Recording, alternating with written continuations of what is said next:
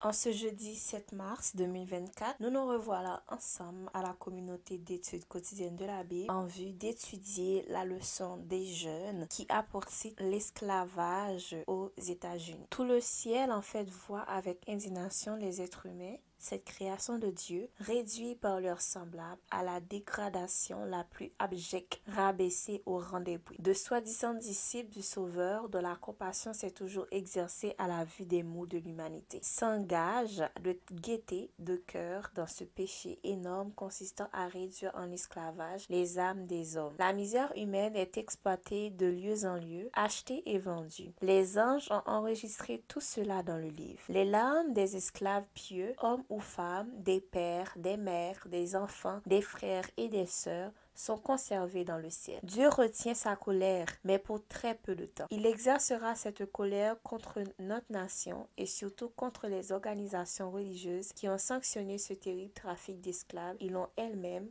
pratiqué. Ces soi-disant chrétiens lisent la description des souffrances des martyrs et les larmes coulent sur leurs joues. Ils s'étonnent que des hommes aient pu s'endurcir au point de commettre de telles cruautés. Cependant, ceux qui pensent et parlent ainsi retiennent en même temps des êtres humains en esclaves. Les cris des opprimés sont montés jusqu'au ciel et les anges sont stupéfaits à l'ouïe de ces souffrances infligées à ses semblables par l'homme, formé à l'image de Dieu. J'ai vu que vous, frères, avez permis à vos principes politiques de détruire votre jugement et votre amour de la vérité. Il ronge la vraie piété de votre cœur. Vous n'avez jamais considéré l'esclavage sous le bon angle et votre point de vue sur cette question vous a jeté du côté de la rébellion qui a été attisée par Satan et son armée. Votre point de vue sur l'esclavage ne peut s'harmoniser avec les importantes vérités sacrées pour notre temps. Il vous faut renoncer soit à votre propre point de vue, soit à la vérité. Les deux ne peuvent être chéris dans le même cœur, car ils sont en guerre l'une contre l'autre.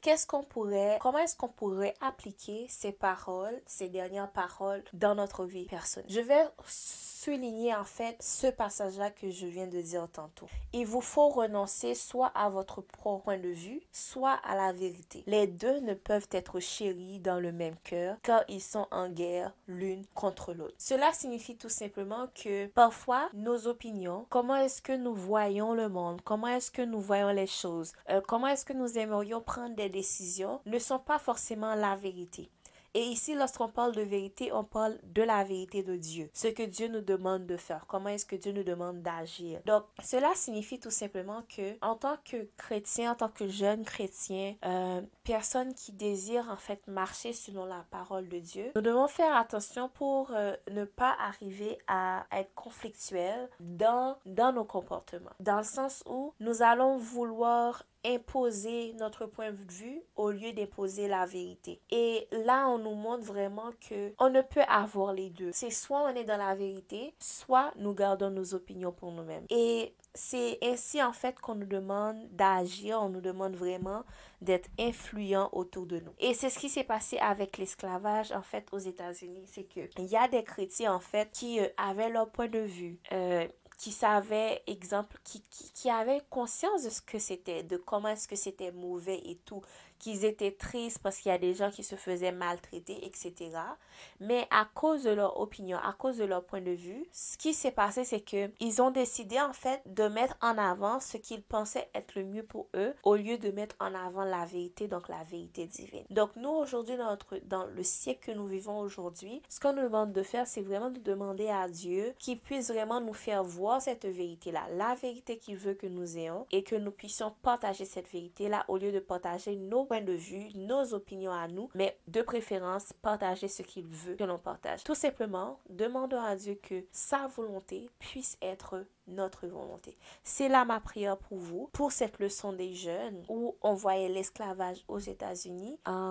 Ce que je pourrais vous demander de faire, c'est d'aller faire quelques recherches et essayez de voir quelles ont été les congrégations religieuses, en fait, qui ont accepté l'esclavage aux États-Unis. Quelles ont été ces religions-là, en fait, qui permettaient que l'esclavage, en fait, puisse continuer aux États-Unis, qui permettaient que, on va dire que les Blancs continuaient à martyriser les Noirs à l'époque, ou les personnes qui étaient démunies, qui étaient immigrants. Donc, j'espère que vous avez apprécié cette leçon. Merci d'avoir été avec nous à la communauté d'études quotidiennes de la Bible. Merci à tous ceux qui partagent nos vidéos pour que plus de personnes puissent les écouter. D'ores et déjà, je vous donne rendez-vous demain pour une nouvelle leçon des jeunes. Merci, au revoir.